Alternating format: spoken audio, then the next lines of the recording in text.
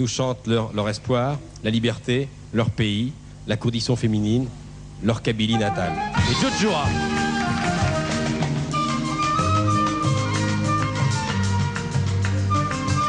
Un jour, les nuages éclateront en sanglots.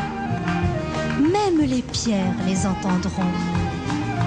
Un jour, les arbres en seront témoins. La terre entière nous dira: montre-nous ton visage, liberté. Un jour, les hommes et les femmes, réunis comme ces montagnes, prendront la parole pour dire le feu qui les dévore. Montre-nous ton visage, liberté.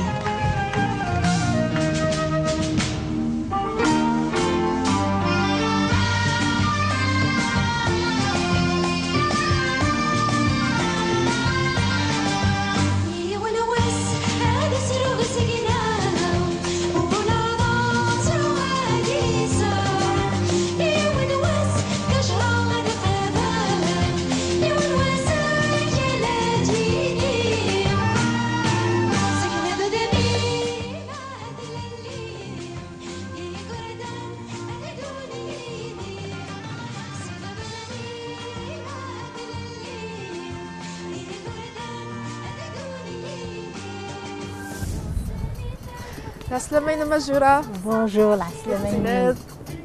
Ça va? Très bien. Esgouessem Gaz. Merci d'avoir accepté notre invitation. Ben vraiment, c'est tout l'honneur est pour moi. Merci. Ben voilà, nous nous retrouvons à Alger. Exactement. Et oui, c'était un rêve pour moi de me retrouver après 35 ans d'absence. Exact. Hein? Oui. J'ai quitté la Kabylie, j'avais même pas 40 snin. Et on me se voilà dans maintenant. Une ville qui absorbe les lumières. Ah ouais. Et c'est très beau, et c'est très beau. Et toujours le soleil d'Algérie, hein, Alger la Blanche. Voilà. Exactement. Tout le monde. On va donner cette image pour tout le monde en cette nouvelle année. Exactement. Djura Sizik, enfin depuis toujours, elle vit entre la France et l'Algérie. Et aujourd'hui, elle annonce un retour quand même. Un retour, comment vous le définissez? En fait, j'ai amorcé un retour cet été, puisque je suis venue avec mes musiciens, avec le groupe Djurdjura dans son entier. Et on a fait une série de concerts, donc Alger, Timgad, Tipaza, Tizouzou. Enfin, ça a été magnifique parce que c'était justement le retour. Maintenant, voilà, il faut qu'on aille. J'ai dit que je voulais chanter pour toute l'Algérie, pour les hommes, les femmes, les enfants d'Algérie. Et donc, voilà. J'ai envie de parcourir toute l'Algérie dans son ensemble. J'aimerais bien quand même insister sur cette histoire de retour, c'est-à-dire le retour, qu'est-ce que ça peut évoquer pour vous? Le retour, c'est-à-dire à plusieurs niveaux, hein, puisque, comme je vous ai dit tout à l'heure, j'ai quitté mon village natal, j'avais 5 ans, donc pour moi c'est des souvenirs. D'ailleurs j'ai écrit un livre. J'ai écrit 2 livres, mais un qui s'appelle Le voile du silence, où je raconte tout mon parcours de toute petite, quittant la Kabylie avec mes parents pour grossir les rangs de l'immigration. Oui. Après, vous savez la suite, hein, comme disait Slimane Azem, la vie de l'immigré est triste. Donc j'ai réalisé d'ailleurs un film qui s'appelle Ali au pays des merveilles sur la condition des travailleurs immigrés en France. La misère, le racisme, la nostalgie surtout. Donc pour moi, c'est à la fois une aventure personnelle, avec tout ce que ça évoque, parce que quand je suis partie, j'ai laissé les terres de mes ancêtres, j'ai laissé ma grand-mère, parce que c'est elle qui m'a élevée, c'est Fatima, que j'évoque partout, à travers mes chansons, à travers mes livres, parce qu'elle est restée pour moi mon repère, quelque part. dans ce pays. Ça a une définition de réconciliation, de retour aux sources, de se ressourcer. Bien sûr, j'ai déjà fait un retour aux sources quand j'avais 17-18 ans. D'accord. Hein, ça a été un vrai retour aux sources. Et puis, malheureusement, j'ai vécu un drame familial que j'ai évoqué d'ailleurs dans le livre Le voile du silence et après avec La saison des narcisses. Et donc ça a été un peu douloureux pour moi. Et le fait de revenir aujourd'hui, comme je vous l'ai dit tout à l'heure, c'est à la fois une émotion personnelle et en même temps une aventure professionnelle. C'est-à-dire que sur les deux tableaux,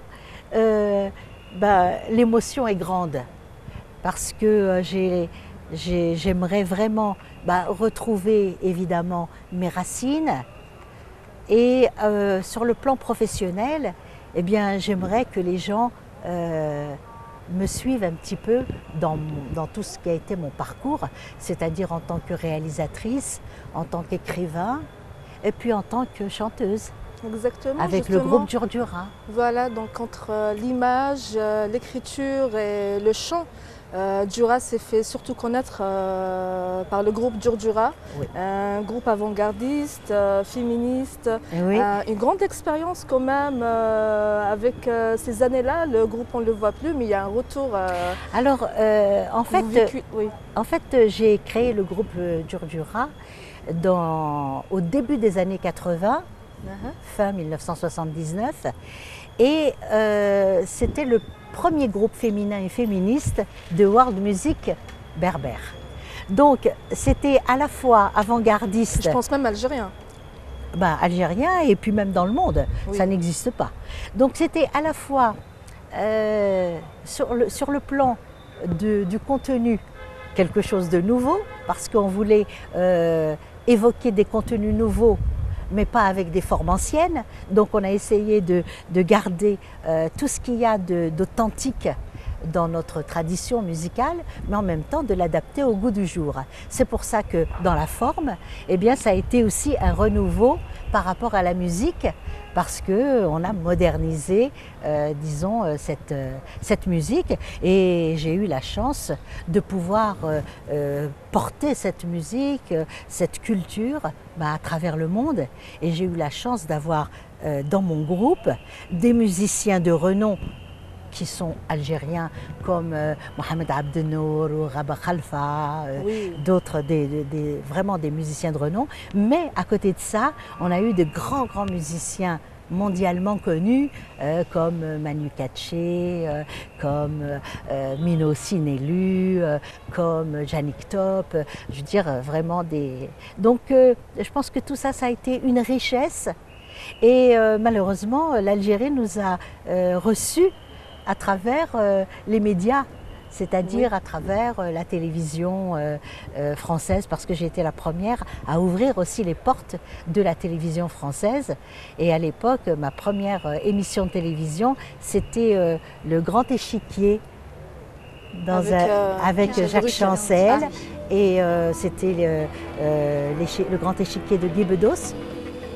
Et puis évidemment, après, il y avait une émission à l'époque formidable que même les immigrés de France aimaient beaucoup regarder, c'était l'émission Mosaïque. Et vraiment, ça faisait plaisir parce que tous les dimanches matins, les gens étaient là devant leur télévision et c'était un petit peu la nostalgie du pays et on évoquait les souvenirs. Et évidemment, après, j'ai fait pratiquement toutes les émissions de télévision en France. Michel Drucker, Jacques Martin.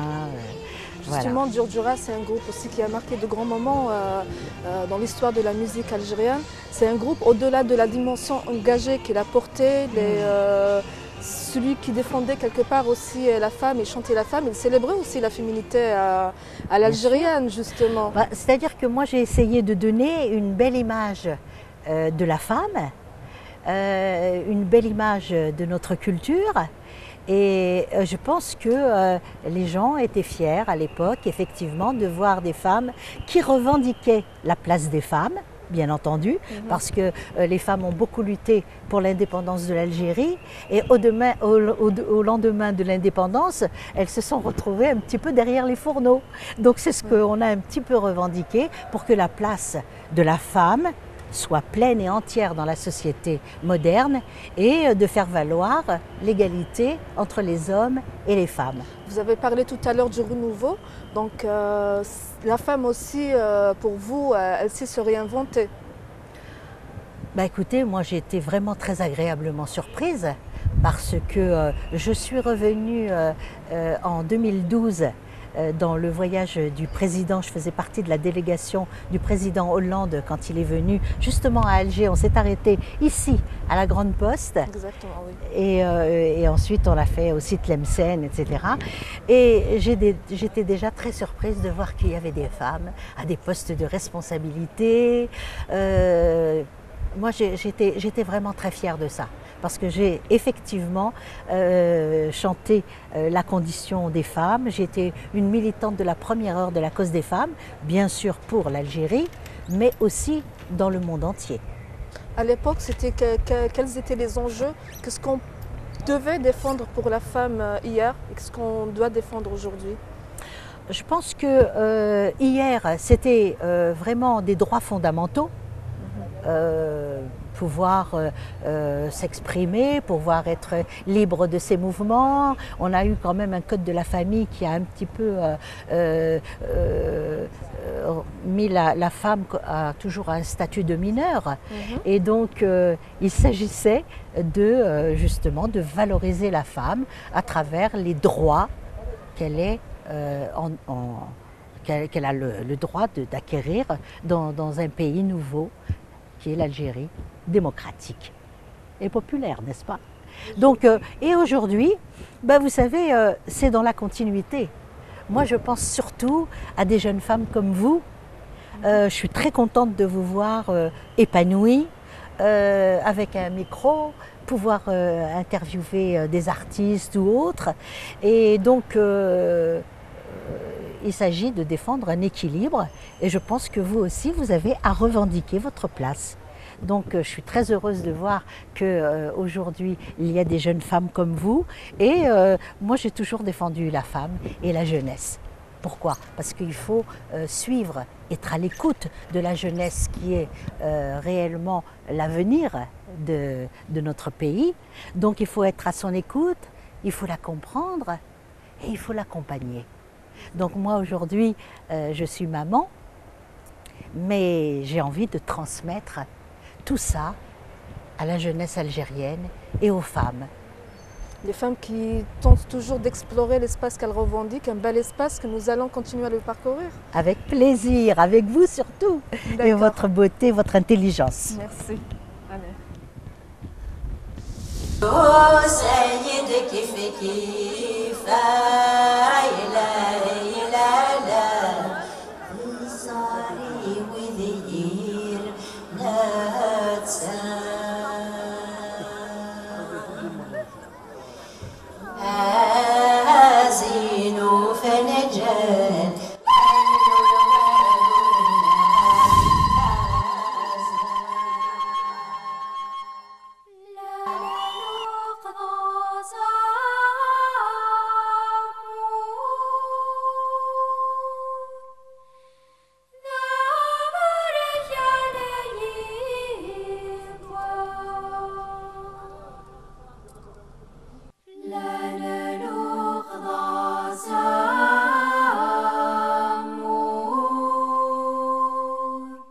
Djura, comme disait Matoub, ton œuvre est puisée d'une source qui est cette culture orale, cette parole, on va dire, kabyle, amazigh, apprise par nos mères. Ah, bien sûr, hein, il faut voir que moi j'ai commencé la chanson en faisant un travail un peu sociologique. C'est-à-dire que je suis allée dans les bibliothèques rechercher des poésies anciennes, anonymes, qui ont été transmises par les femmes. Et c'était très très intéressant parce qu'on s'aperçoit que nos mères, nos grands-mères, nos arrière-grands-mères, elles chantaient à leur façon la condition féminine. elle parlait de l'exil, elle parlait de leur mari qui les frappait parfois, qui n'était pas gentil avec elle. Elle parlait de la récolte des olives, elle parlait d'un tas de choses. Finalement, j'ai retrouvé tout ça. Plus tard, évidemment, j'ai découvert le patrimoine donc musical et tout ça. Et j'ai eu un père spirituel qui était quand même Slimane Azem. Et comme il a chanté tellement bien la beauté de l'Algérie, la beauté de la Kabylie, sa sensibilité, sa nostalgie, j'ai partagé ça depuis mon plus jeune âge et voilà, on écoutait donc les voix de femmes, dans l'émigration évidemment, Kamel Hammadi, tous ces grands artistes finalement qui ont fait qu'on a gardé cette culture. Bon après, chaque artiste a son style musical et puis aussi les propos dont il veut parler. Et moi j'avais choisi la musique et la chanson alors que je ne voulais vraiment pas chanter parce que moi j'étais plutôt une universitaire. J'avais choisi de faire du cinéma, donc j'étais réalisatrice de cinéma. Je parlais évidemment des problèmes qui m'intéressaient, c'est-à-dire la condition des travailleurs immigrés en France. C'est comme ça que j'ai fait ce film long métrage Ali au pays des merveilles et c'était pas du tout dans mon esprit de chanter. Parce que en même temps j'ai eu une éducation assez stricte et pour nous la chanteuse c'était quelque chose de pas bien, c'était une femme qui était mise au banc de la société. Alors on n'avait pas du tout envie de chanter et d'autant que mes parents et surtout mon père ne voulaient absolument pas que je fasse ce métier. Donc voilà, il a fallu se rebeller un petit peu. C'est pour ça que je suis une Antigone depuis mon plus jeune âge, une rebelle, quelqu'un qui défend des valeurs, la justice, la beauté des choses. Et c'est comme ça que j'ai commencé à chanter la nostalgie de la Kabylie, parce que quand j'étais petite, ma grand-mère m'a élevée et je me réveillais le matin, on ouvrait la porte et puis on voyait les monts du Djurdjura enneigés, même en été. Et pour moi, j'ai gardé cette image. Alors quand je suis arrivée en France et que j'ai trouvé la grisaille et que le petit oiseau qui me réveillait le matin en Kabylie, c'est devenu la sonnerie du réveil, j'étais très nostalgique de tout ça. Vous avez chanté, écrit et même fait de l'image. L'image, c'est comme pour quelqu'un qui vient d'un pays, d'une société qui est plutôt dans la culture orale, l'image c'est un peu aussi une forme de parole. Est-ce qu'aujourd'hui la parole a une place de nos jours, là où on est plus réseaux sociaux, culture rapide de communication? C'est vrai, vous avez raison, hein, les réseaux sociaux se sont développés. En même temps, c'est une chose magnifique, je trouve, parce que aujourd'hui, n'importe qui peut avoir accès au savoir grâce à Internet, grâce au savoir qui est sur tous les réseaux Internet. Vous avez besoin d'avoir une information, vous n'avez pas besoin d'aller chercher dans une encyclopédie pour aller trouver l'information tout de suite. Je le vois avec mes enfants. J'ai à peine dit un mot qu'ils sont déjà en train de ah bon, voilà. Donc ils savent tout sur tout. Et ça, c'est une avancée extraordinaire pour les êtres humains. Bien sûr, il y a toujours les travers, l'envers du... Quel est l'enjeu pour des gens qui ont déjà une culture et qui essaient de communiquer de manière plus construite? Est-ce que ça nous construit Internet? Je pense que ça peut nous construire parce que le savoir, aujourd'hui dans nos sociétés, c'est une forme de pouvoir. Donc forcément que ça nous construit, parce que ça construit notre intellect, ça construit aussi notre être, parce que on sait comment vit celui qui est en Bolivie, celui qui est dans les îles Canaries, celui qui est en Inde, et on a accès au monde entier. D'ailleurs, c'est la culture de la mondialisation. Et Djoura, c'est le citoyen du monde. et être citoyen du monde, ce que je suis d'ailleurs. Mais par rapport à tout ça, je crois qu'il faut quand même ne pas perdre son identité, parce que, comme beaucoup de jeunes aujourd'hui, malheureusement, justement comme ils ont accès à tout, ils sont aussi un petit peu en manque de repères et en manque d'identité. Donc ce qui nous a sauvés, nous, c'est peut-être justement nos racines, moi-même ma Kabylie profonde, parce qu'il y a un proverbe qui dit les feuilles de l'arbre retombent toujours vers la racine. Et donc ça nous a donné une colonne vertébrale. Et moi-même, quand j'écris, quand je pense, bien, je pars toujours de ce que je suis pour aller vers autre chose. Et à ce moment-là, c'est une richesse. Voilà. Donc je pense que la modernité, c'est une chose merveilleuse, mais qu'à côté de ça, il faut garder une colonne vertébrale, un axe, une philosophie. Et puis après, c'est chacun comment il évolue dans son développement personnel.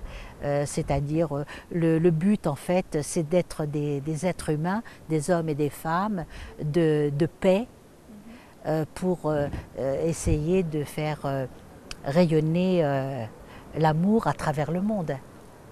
Si vous étiez une parole, un poème, vous serez quel poème, quelle parole? Je crois que il y a une parole que j'aime beaucoup. D'ailleurs, je l'ai gardée un peu comme une devise dans un de mes albums. Et c'est un poème de Schiller, poète allemand, qui dit « Va devant toi, et si le monde que tu cherches n'existe pas, il jaillira tout exprès de l'onde pour justifier ton audace. » L'audace, c'est quoi? C'est de croire à ses rêves, de croire qu'on a devant nous un monde nouveau qui s'ouvre et que ça peut être un monde merveilleux. C'est ça que j'ai envie de transmettre. Moi, je ne suis pas une donneuse de leçons, hein, mais j'ai envie de transmettre des valeurs qui sont les valeurs des vertus féminines, de paix, d'harmonie, d'éducation, parce qu'on a mis des êtres humains au monde, on a mis des enfants au monde, c'est pas pour les clochardiser. Donc c'est pour en faire des êtres humains qui vont parcourir le monde entier et qui vont tendre des mains pour que le monde d'aujourd'hui soit un monde meilleur. Voilà, c'est en ça que le mot oser, le mot audace a de la valeur pour moi.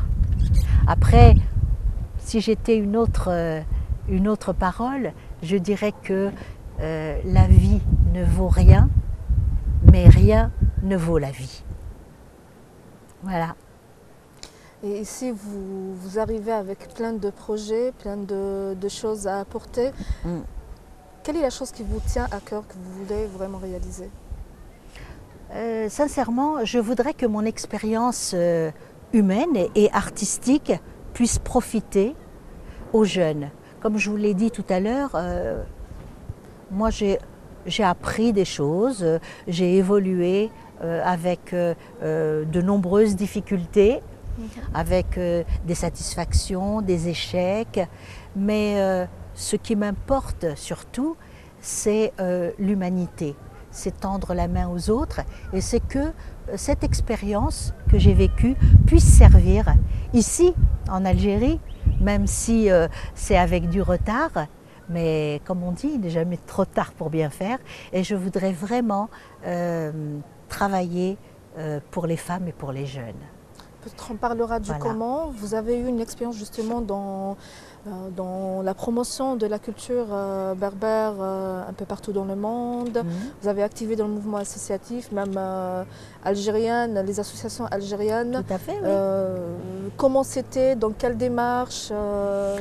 C'est-à-dire qu'en France, à côté de mon travail artistique de Djurdjura, je fais un travail social avec les jeunes justement des quartiers, parce que ce sont des jeunes dont les parents sont partis en immigration, comme nos parents, hein, et qui ont grandi dans des cités. Et malheureusement, ils ont été ghettoisés. Il y a eu une politique de l'immigration en France qui a échoué. Et aujourd'hui, les jeunes, dans les quartiers, eh bien, il y en a beaucoup qui sont en perdition parce que en échec scolaire, parce que dans des familles monoparentales où les parents se sont séparés, où ce sont les femmes qui doivent éduquer les enfants.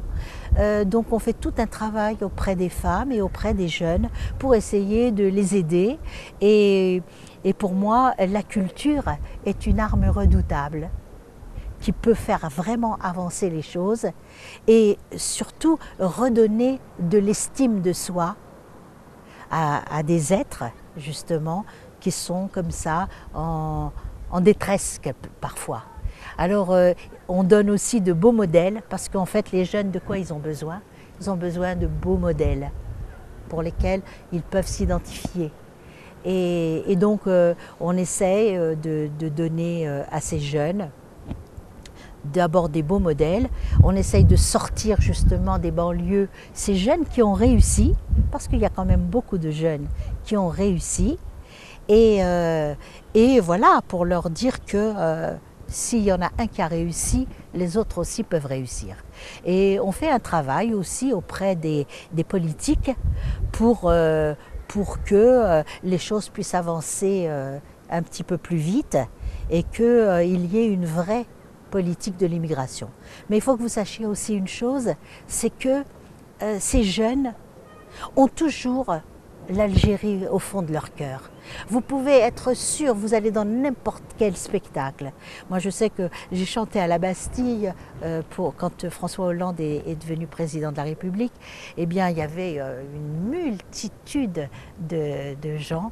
Et qu'est-ce qu'on voyait? Les drapeaux algériens partout. Et c'est pour vous dire que vraiment, c'est bien aussi qu'il y ait des passerelles. Parce que ces jeunes-là, quand ils viennent souvent en Algérie, ils se sentent un peu étrangers. Ils ne se sentent pas accueillis comme les enfants de l'Algérie. Alors ils ne sont pas les enfants de la France et ils ne sont pas les enfants de l'Algérie non plus. Donc il faut vraiment, vraiment faire quelque chose parce que j'ai ressenti moi-même ce sentiment. Donc c'est un appel